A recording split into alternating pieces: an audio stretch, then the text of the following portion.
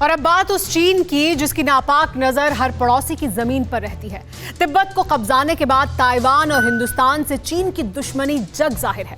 लद्दाख में भारत के अड़ने और भारतीय जवानों से पिटने के बाद चाइनीज आर्मी ने नेपाल की जमीन पर कब्जा कर लिया है।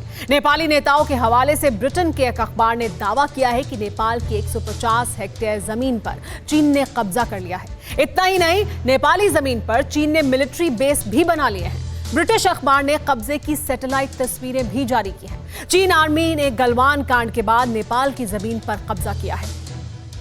जब तिब्बती इलाके में खाली जमीन पर चीन की चींटी सेना बारूद बरसा रही थी, जब सरहद पर जिनपिंग के जहरीले कमांडर मिसाइल तैनात कर रहे थे, जब लाइन ऑफ एक्चुअल कंट्रोल पर चाइनीज मार्का फाइटर जेट्स फड़फड़ाने लगे थे, जब लद्दाख की जमीन हाथ नहीं लगी, तो चीन के कब्जा गिरोह ने अपने नए नवेले दोस्त की पीठ पर खंजर ठोंक दिया।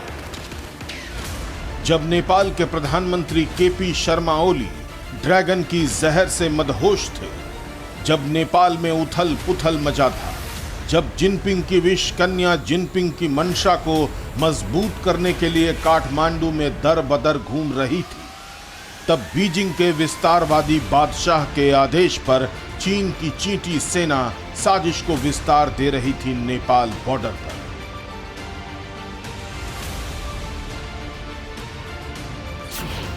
ओली की पीठ, शी का खंजर, जमीन कब्जा एट बॉर्डर।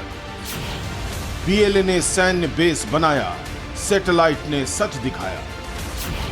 नेपाल को धोखा, भारत के और करीब चीन पहुंचा।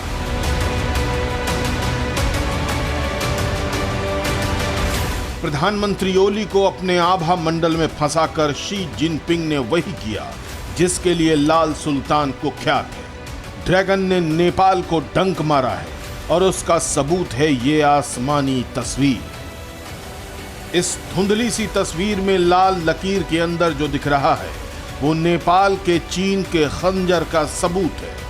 दावा किया जा रहा है कि ये पीएलए का नया सैन्य ठिकाना है जो नेपाल की सरजमी पर धोखे से चीन ने बनाया है। चीन की सेना ने नेपाल के हुमला जिले के लीमी घाटी और हिल्सा को पार किया। पत्थर के बने पिलर को अपनी जगह से हटा दिया। चीन के कब्जा गैंग ने यही पिलर उखाड़कर उसे और ज्यादा नेपाली इलाके में पीछे कर दिया।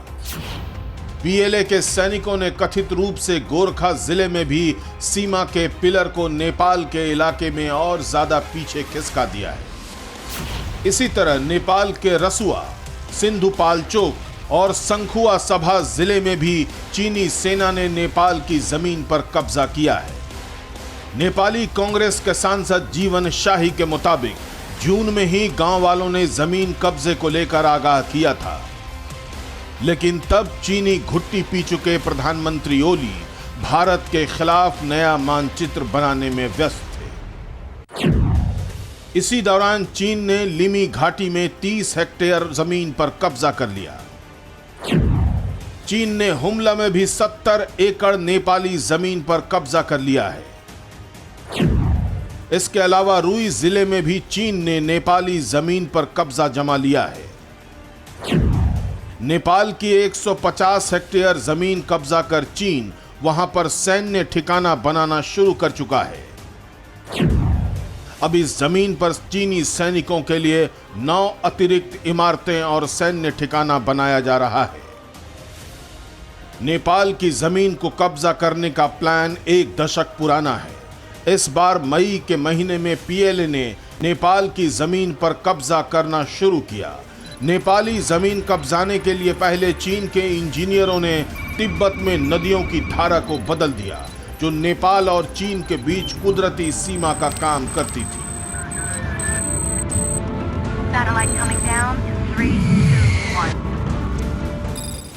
दरअसल चीन ने 2009 में ही पहली बार नेपाली जमीन पर कब्जा किया था। तब विरोध होने के बाद से चीन शांत था, लेकिन इस साल प्रधानमंत्री केपी शर्मा ओली को अपने जाल में फंसाकर शी जिनपिंग ने वही किया जो उसकी दशकों पुरानी हसरत थी।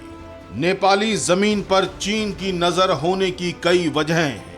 मसलन नेपाल में भी उनके dream project belt and road के तहत काम होना है। नेपाल की तरफ से भारत को घेरने की प्लानिंग है। चीन की विपक्षी पार्टियां इसको लेकर सवाल उठा रही हैं। इसके बावजूद सरकार चुप्पी साधे हुए है। इससे पहले ये खबर आई थी कि कोरोना के कहर के बीच चीन की सेना ने नेपाली इलाकों में सड़कें बनाई है।